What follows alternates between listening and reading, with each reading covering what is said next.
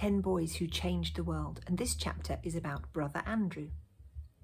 Andrew crept along the dark side of the hedge, stopping only long enough to look behind him into the night to listen for any sounds that might warn him that he was being followed.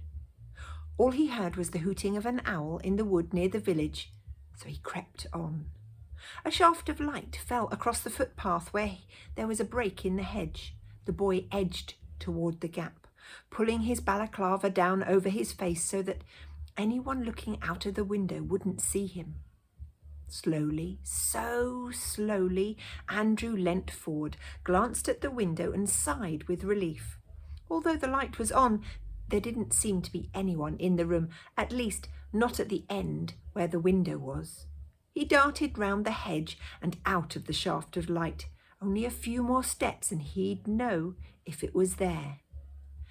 As he edged his way along the side of the house, Andrew kept his ears open for any sound from inside, and his hands were out in front of him to feel for it. Suddenly there it was. First, one hand, then another, came in touch with the cold metal bars of a bicycle handlebars.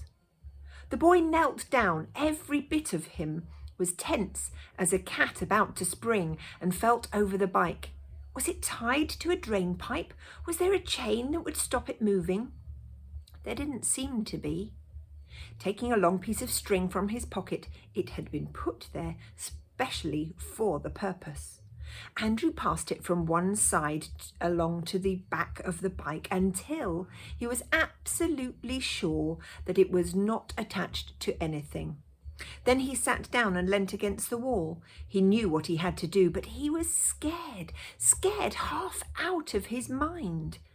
Anger suddenly filled every part of him, and the anger of a 12-year-old can be terrifically powerful. What right has he to work for the Germans, he demanded of himself.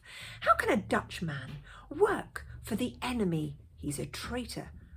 All of his family are traitors. Well, he'll find it harder to do his dirty work without his bike. Stuffing his hanky into the bell so that it would be absolutely silent, and taking off the chain to prevent the clicking sound as it moved, Andrew retraced his steps, this time with the bike beside him. Through the shaft of light he went, knowing that if he was caught, he might not see his family again. Round the hedge into blissful darkness, then down the road to safety. Only when he was in the wood did Andrew replace the chain, take from the hanky from the bell to wipe the sweat from his face, and mount the bicycle.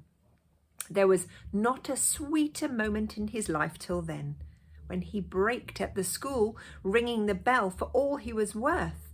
A member of the Dutch resistance opened the door to see what the noise was. "Well done," the man said, slapping the boy on the back. "You're doing a man's job, Andrew. The war will be won by the likes of you." And that's what Andrew was in the middle of, a war, the Second World War. Suddenly Andrew was surrounded by men, and they were all talking. "That traitor will be useless without his bike," one said. "And we can put it to good use for the cause," said another. But it was the third man, what he said, that thrilled the boy more. "You're a natural for the underground, son, a natural." The kind of cleverness that Andrew used for the resistance he also used to get out of attending church. Because his father was deaf, the family sat in the short front seat. Sunday by Sunday he would lag behind, so he was the one for whom there was no room. "I'll have to sit at the back again," he'd moan, moving quickly to the rear of the church before anyone offered to swap with him. Then during the first hymn he was off, coming back only when he knew the service was about to end. It probably didn't come as a surprise to anyone when Andrew decided to be a soldier, although it made his mother very sad. The Second World War was by then over, and he was posted not to the German border but to Indonesia. As a boy, he had been really scared when he was working for the resistance, but as a soldier, he thought he was invincible. He came to believe that whoever was hit by a bullet, it certainly wouldn't be him. But Andrew was wrong. And the bullet that went right through his ankle left him crippled. He was just 20 years old. "Do you want this?" the nurse in the army hospital asked when he had begun to recover from surgery. She had a Bible in her hand. "It was in your kit." Andrew looked at the Bible his mother had given him when he joined the army. He hadn't opened it once, and he didn't want to look at it now. He was angry with God, if there was a God. But hospitals can be boring places, and eventually he was bored into reading his mother's Bible. "I think you should sleep for a while," a young doctor said, finding his patient still reading hours later. "I'm not tired," Andrew replied. "Have you ever read this?" he asked. "I'd no idea it was interesting. It's like an adventure." "I suppose it depends which bit you read," suggested the doctor. Andrew looked puzzled. "I started at the beginning. That's where books usually start."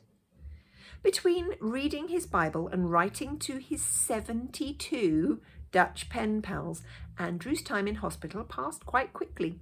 One of his pen pals, a Christian girl called Tile, answered as best she could all his questions about the Bible. In November 1949, Andrew left the army and was sent home.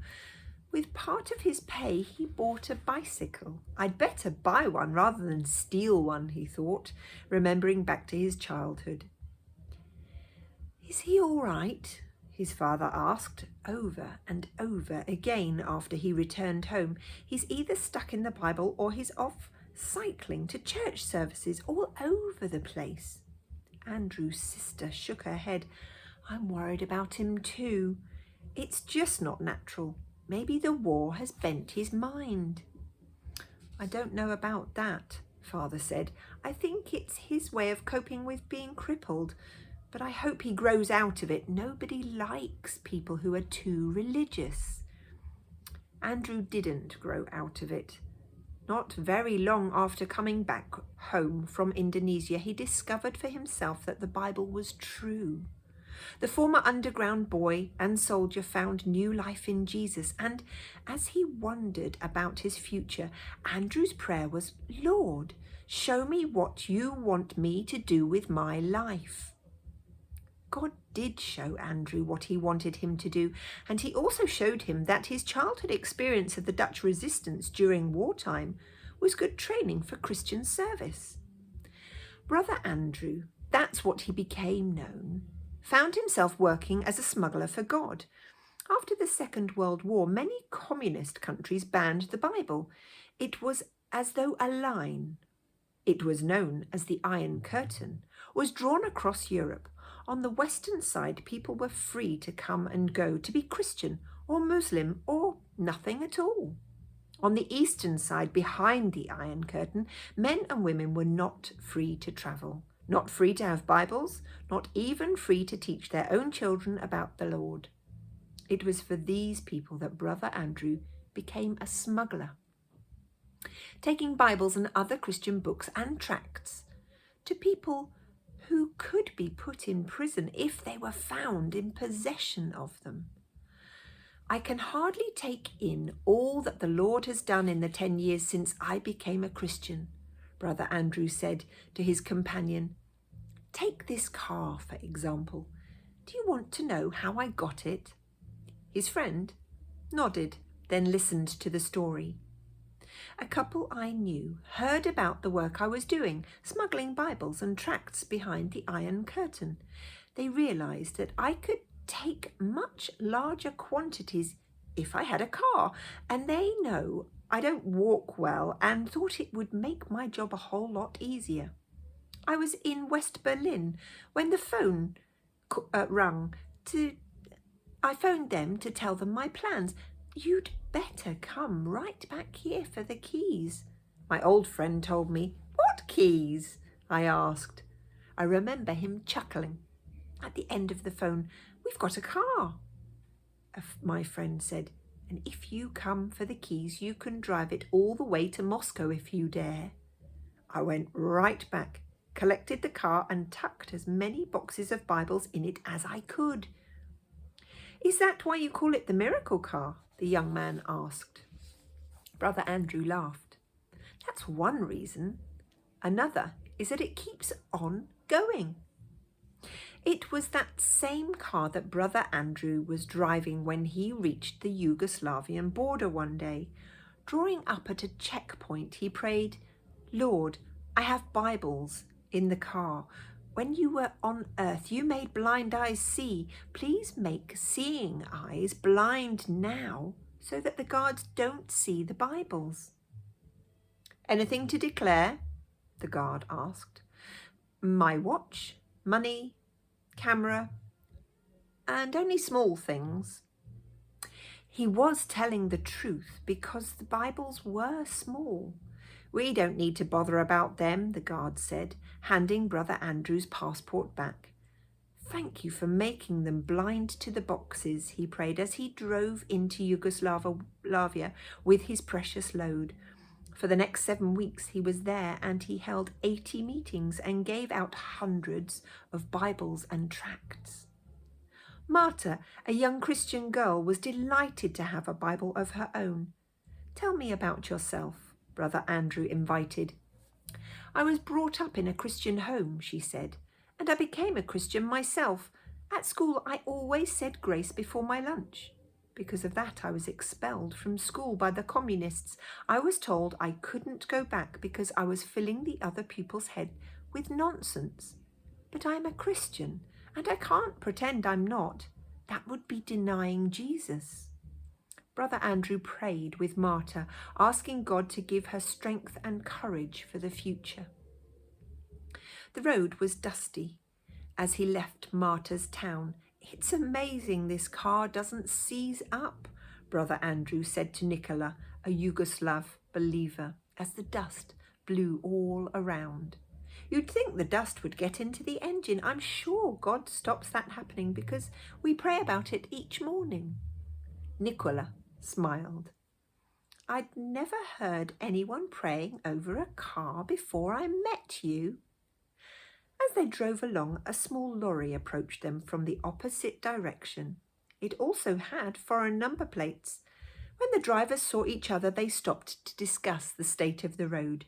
You're Brother Andrew, the other driver said, and this is the miracle car. Nicola grinned. All the Christians know him, he thought. It's amazing the communists haven't found out about him. May I have a look at your car? The lorry driver said. I'm a mechanic and it wouldn't do any harm to give it a good going over. You do so many miles. Having spent some time under the bonnet, the lorry driver scratched his head and looked puzzled. Is there anything wrong? Brother Andrew asked. No, the man answered. The car is going well, but I can't work out how it can go at all. The carburettor is clogged. So are the spark plugs, and the air filter is totally clogged up. This car should have ground to a standstill thousands of miles ago. Setting to, the mechanic unclogged the carburettor and the spark plugs and did what he could with the air filter. Then he tuned the engine and changed the oil. Look after it, he told the two men. It's a miracle car, so don't abuse it. And it was just as big a miracle meeting a Christian mechanic on a lonely road in Yugoslavia, and one who knew Brother Andrew. God provided a mechanic for the car. He provided the car for Brother Andrew, and through that Dutch Christian, the Lord provided Bibles and tracts to many thousands of people who would otherwise not have been able to read God's word for themselves.